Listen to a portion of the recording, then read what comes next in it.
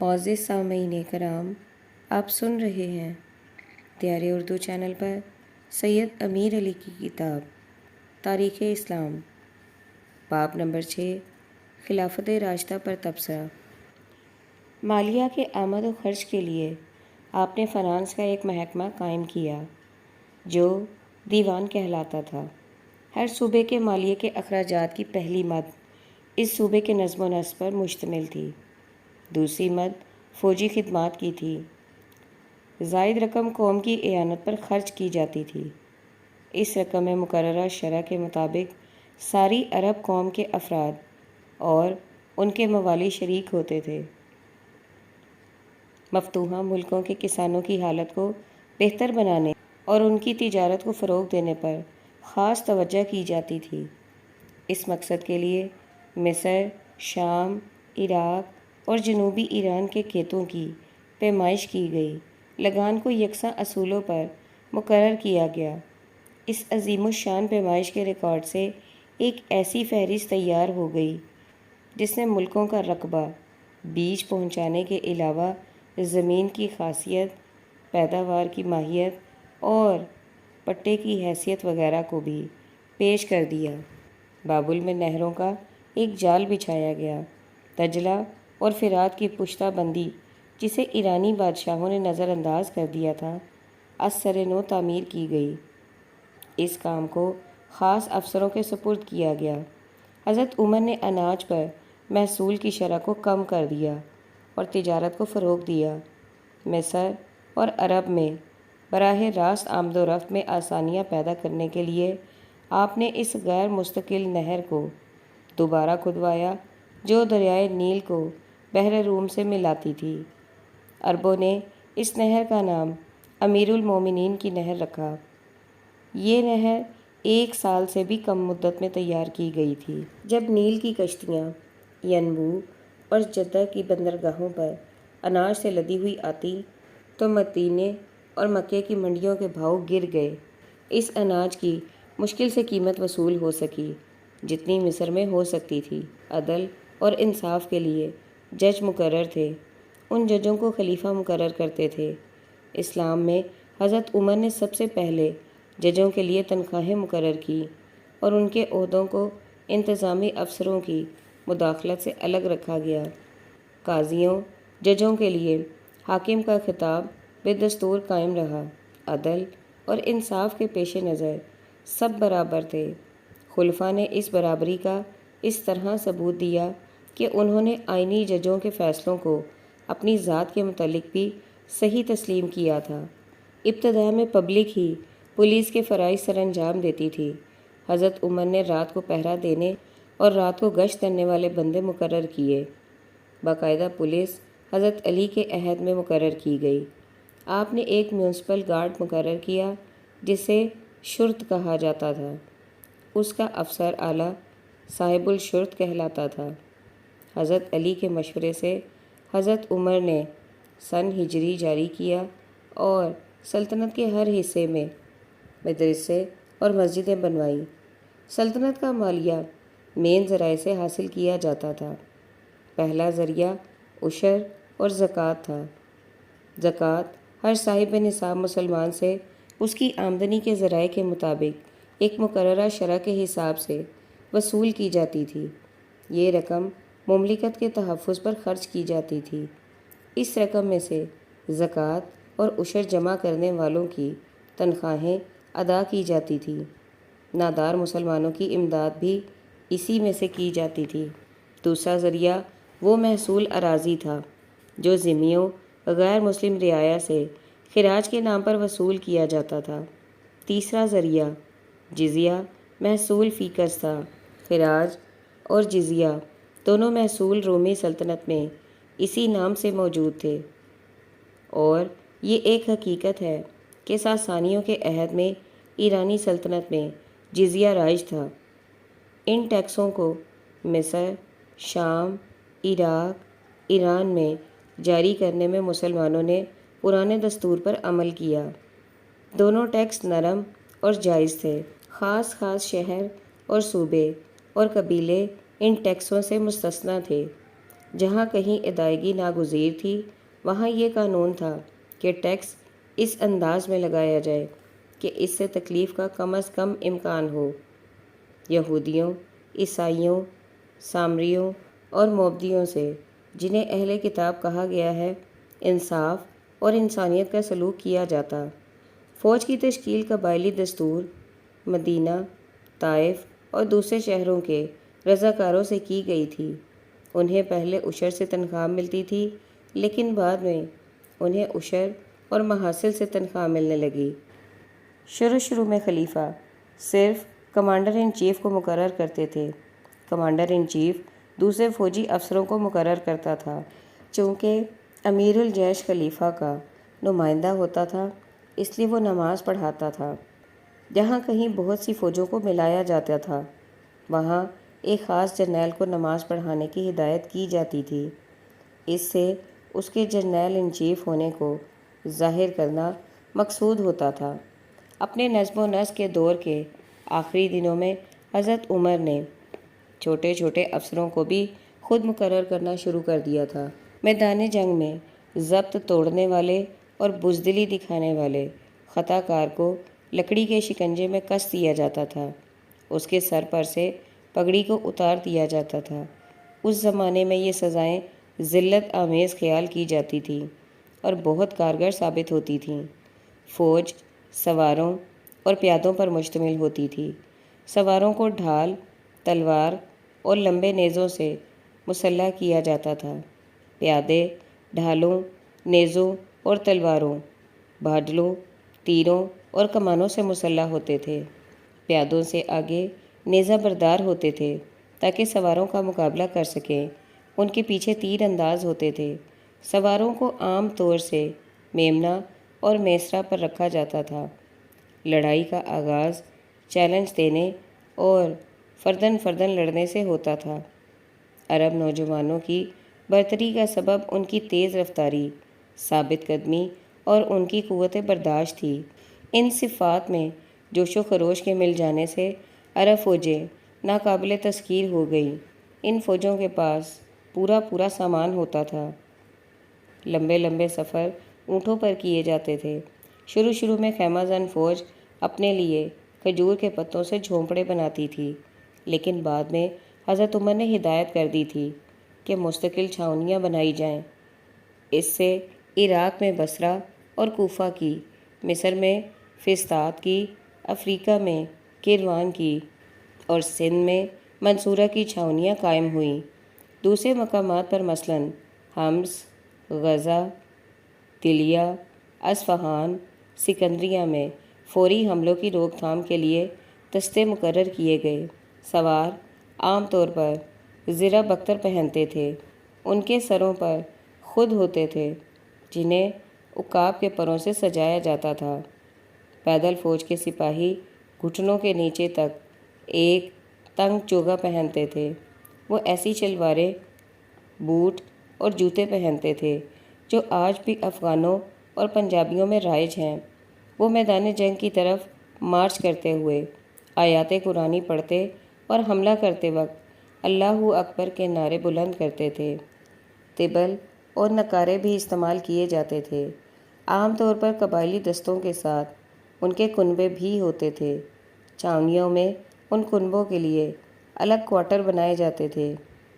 بدعمالی کو سختی سے روکا جاتا تھا۔ شراب پینے والے کو 80 کوڑے لگائے جاتے تھے۔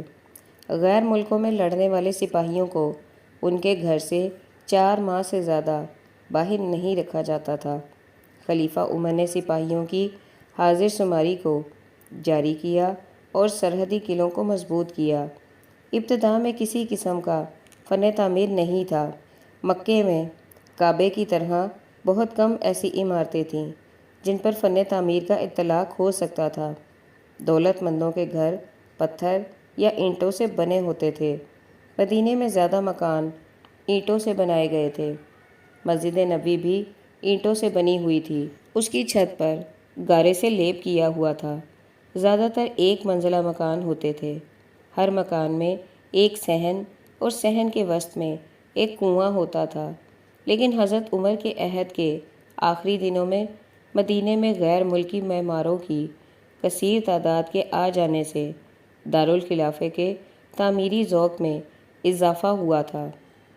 مکے مدینے کے بڑے بڑے لوگوں نے پتھر اور سنگ مرمر کی عمارتیں بنوائیں۔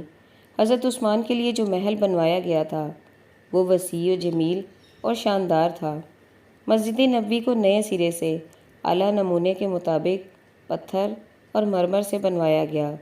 مسعودی کے بیان کے مطابق حضرت عثمان کے عہد خلافت میں بعض صحابیوں نے اپنے لیے بڑی بڑی عمارتیں بنوائیں۔ زبیر بن عوام کا مکان 352 عیسوی میں موجود تھا۔ مسعودی نے اس مکان کو خود دیکھا تھا۔ اس کے بیان کے مطابق زبیر بن عوام کے مکان کو سوداگر کاروبار کے لیے استعمال کرتے تھے۔ زبیر بن عوام نے کوفے، فستار، سکندریہ میں بھی بڑے بڑے مکان بنوائے تھے۔ یہ مکان اور اس کے باغات مسعودی کے زمانے میں اچھی حالت میں موجود تھے۔ اس قسم کی شان و شوکت کے نقصانات کا ذکر کرنے کے بعد یہی مورخ سرد بھرتا ہوا کہتا ہے کہ یہ سب کچھ کس قدر مختلف تھا۔ حضرت عمر کے زمانے کی شاندار سادگی سے مکہ کاروباری شہر تھا۔ مدینے کے رہنے والوں کی فراغت کا انحصار ان کے کھیتوں اور ان کی زمینوں پر تھا۔ ان حالات نے دونوں شہروں کی دیرینہ رقابت کو تیز تر کر دیا تھا۔ یہ ایتھنز اور اسپارٹا ہی کا پرانا قصہ تھا۔ مکے کے رہنے والے جوا کھیلتے، شراب پیتے اور عیش و عشرت کی زندگی بسر کرتے تھے۔ اہل مدینہ خاص کر اسلامی دور میں شریفانہ اور بااخلاق زندگی گزارتے تھے۔ فتح مکہ کے بعد اس عیش پسند شہر کے لوگوں نے اسلام کے سخت اخلاقی ضابطے پر عمل کرنا شروع کر دیا۔ یہ عمل اپنی پوری شدت کے ساتھ پہلے 2 خلیفوں کے عہد میں جاری رہا۔ حضرت عثمان کے عہد خلافت میں بنو امیہ کے بعض نوجوانوں نے مکے کی زندگی کے عیش پرستانہ پہلو کو پھر سے اختیار کر لیا۔ بنو امیہ کے عہد میں مکہ کی زندگی کا یہ پہلو دمشق میں اجاگر ہوا۔ مدینے کے لوگوں نے اپنی زندگیوں کو اور زیادہ سنجیدہ بنا لیا تھا۔ مدرسوں کے کمرے شوقین طلباء سے بھرے رہتے تھے۔ مرد اور عورتیں خلیفہ کا خطبہ سننے کے لیے جمع ہوتے تھے۔ موسیقی کو اس وقت تک ممنوع قرار نہیں دیا گیا تھا۔ دن بھر کے کام کاج کے بعد موسیقی عوام کے لیے تفریح کا سامان تھی۔ موسیقی میں راگ، بانسری اور تمارا شامل تھا۔ شمالی شہر کی عورتیں بہت اچھی گانے والی تھیں۔ نیک اور پاک باز عمر شہر کا چکر کاٹتے ہوئے ان کا گانا سننے کے لیے رک جاتے تھے۔ آسودہ حال لوگوں کے گھروں میں فرش بچھا ہوتا تھا۔ میز کرسی کا رواج نہیں تھا، لیکن فرش کے اوپر کمرے کے ارد گرد عمدہ کھال بچھا دیتے تھے۔ اس پر صاحب خانہ اپنے مہمانوں کے ساتھ بیٹھتے تھے۔ انگلستان میں اینگلو سکینوں ابتدائی نارمنوں کے زمانے کی طرح عورتوں کے لیے الگ الگ کمرے تھے اور کھانے کے سامنے ایک کپڑا بچھا کر اس پر کھانا چن دیا جاتا تھا۔ کھانے سے پہلے اور کھانے کے بعد ہاتھ دھوئے جاتے تھے۔ یہ رواج آزمینہ وسطیٰ کے یورپ میں بھی تھا۔ ابھی تک چھری کانٹے کا رواج نہیں ہوا تھا۔ جیسا کہ کچھ مدت پہلے یورپ میں بھی یہی دستور تھا۔ لوگ ہاتھ سے کھانا کھاتے تھے۔ اس امر کو انتہائی درجہ بدتمیزی خیال کیا جاتا تھا کہ تشتری میں 3 سے زیادہ انگلیاں ڈالی جائیں۔ شیخ سے نچلے درجے کے بدوؤں کا لباس اس وقت بھی ایسا ہی تھا جیسا کہ اب ہے، ایک لمبا کرتا جس کی آستین کلائیوں تک پڑتی تھی اور جسے کمر پر ایک چمڑے کی پیٹی سے کسا ہوتا تھا۔ اب تک مردوں اور عورتوں کا یہی لباس چلا آتا ہے۔ کرتے کے اوپر ایک ڈھیلی ڈالی ابا ہوتی تھی جو عام طور پر اونٹ کے بالوں سے بنی ہوتی تھی۔ لڑائی یا سواری کے دوران میں کرتے کے ساتھ ساتھ پاجامہ پہنا جاتا تھا اور سر پر ایک لمبا چوڑا رومال اوڑھ لیا جاتا تھا جس پر کشیدہ کاری کی ہوتی تھی اور جس کے پھندنے گردن پر لٹکتے رہتے۔ اونٹ کی رسی سے اس رومال کو سر پر باندھ دیا جاتا تھا۔ ہجریوں میں سے اعلیٰ طبقے کے لوگوں اور قبائلی شیوخ کا لباس شلوار پاجامہ کے اوپر گھٹنوں تک ایک لمبا کرتا ہوتا تھا، اس کے اوپر ٹخنوں تک ایک کسا ہوا چوگا اور کمر کے گرد ریشم یا شال کا ایک پٹکا ہوتا تھا۔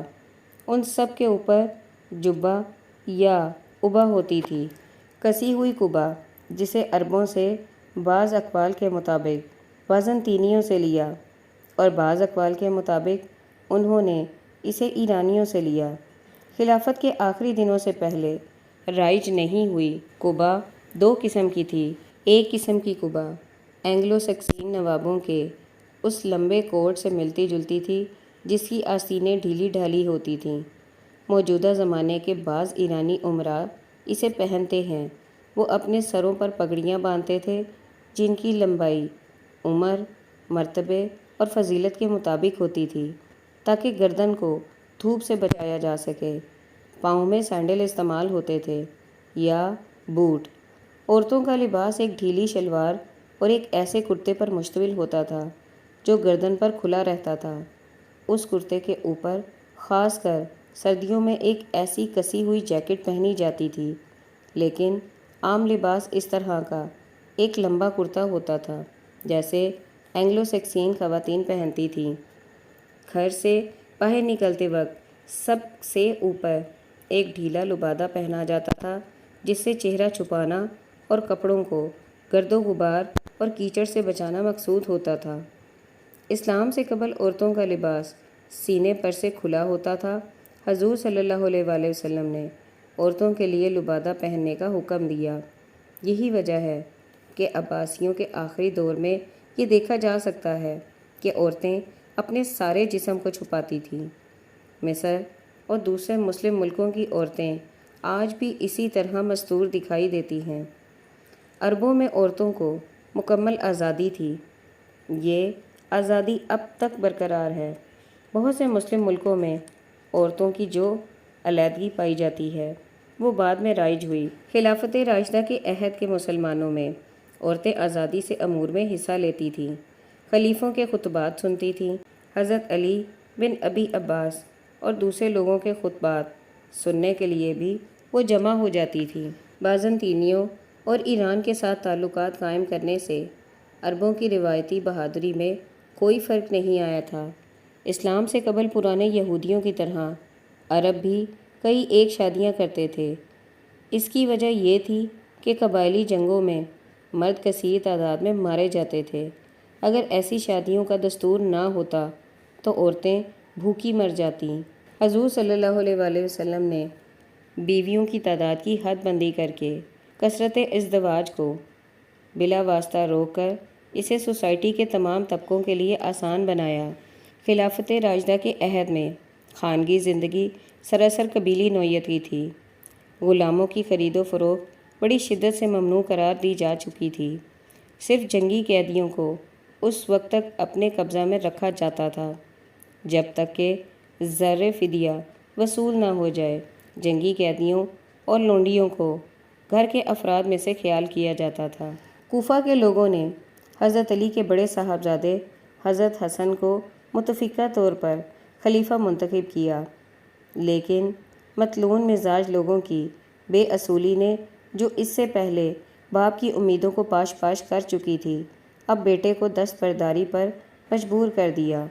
آپ نے ابھی خلافت کی ذمہ داریوں کو سنبھالا ہی تھا کہ امیر معاویہ نے عراق پر حملہ کر دیا۔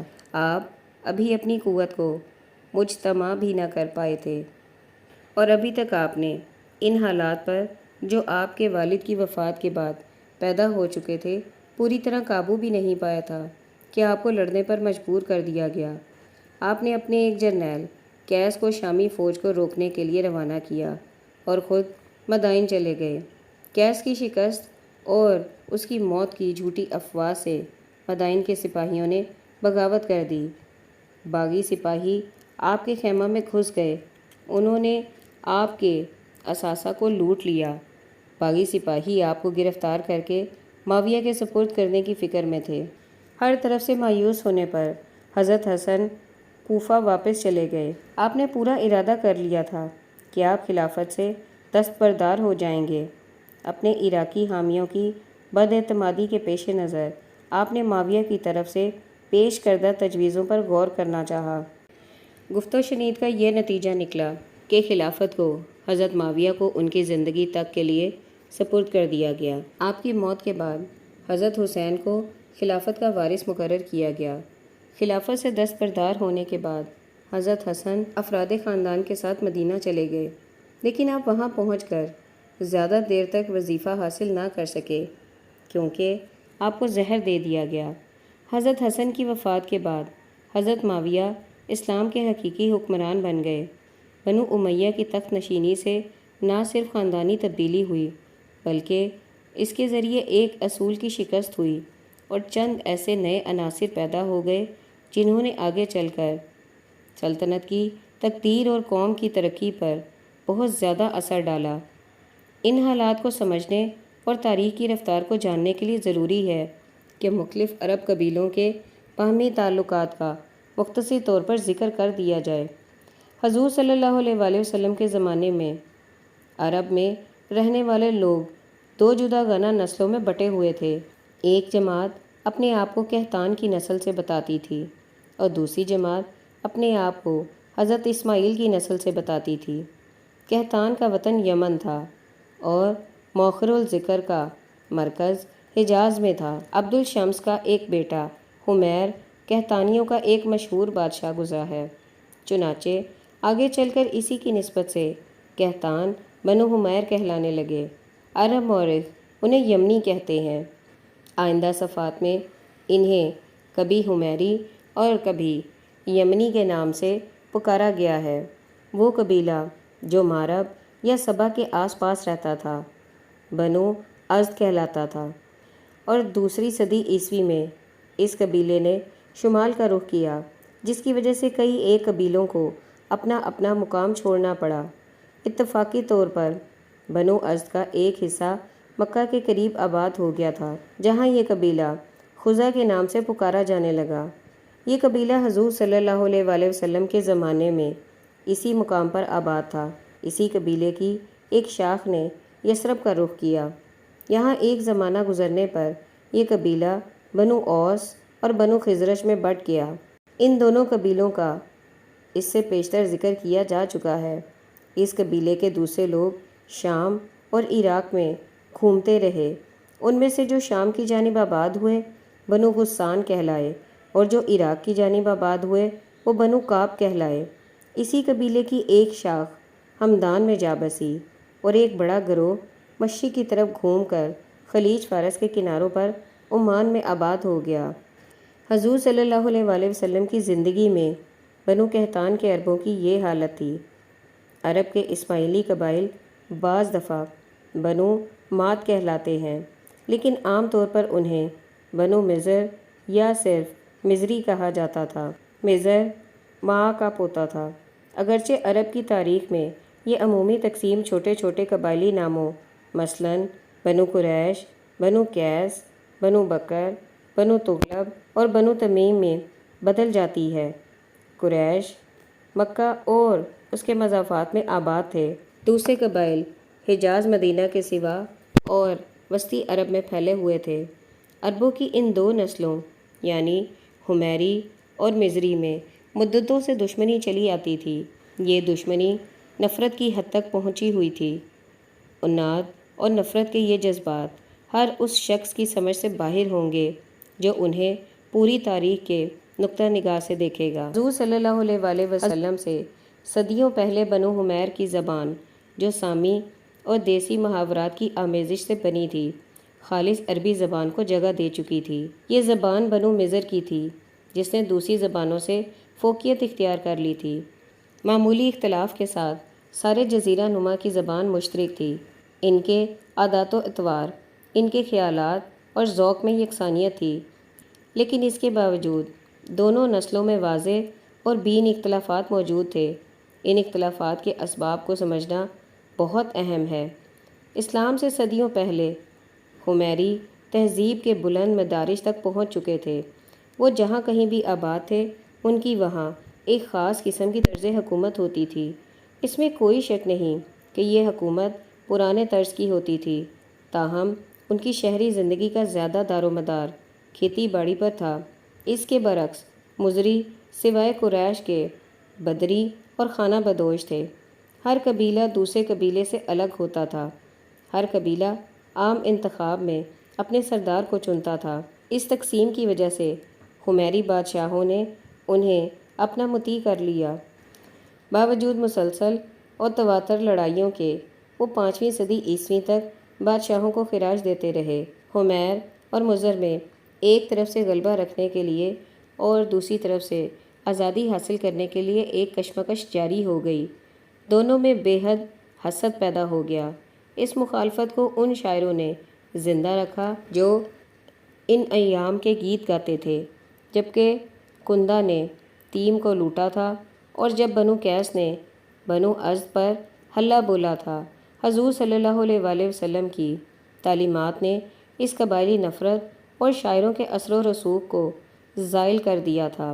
اگر حضور صلی اللہ علیہ وآلہ وسلم تھوڑی مدت کے لیے اور اس دنیا میں زندہ رہتے تو آپ کی تعلیمات اور پاکیزہ ہستی ایک دوسرے سے نفرت کرنے والے قبائل کو ایک ہم آہنگ قوم میں بدل دیتی۔ عربوں کے خون میں صدیوں سے قبائلی عصبیت چلی آتی تھی۔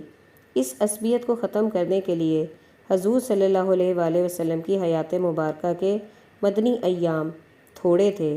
مدینے میں یہ عصبیت مکمل طور پر ختم ہو چکی تھی۔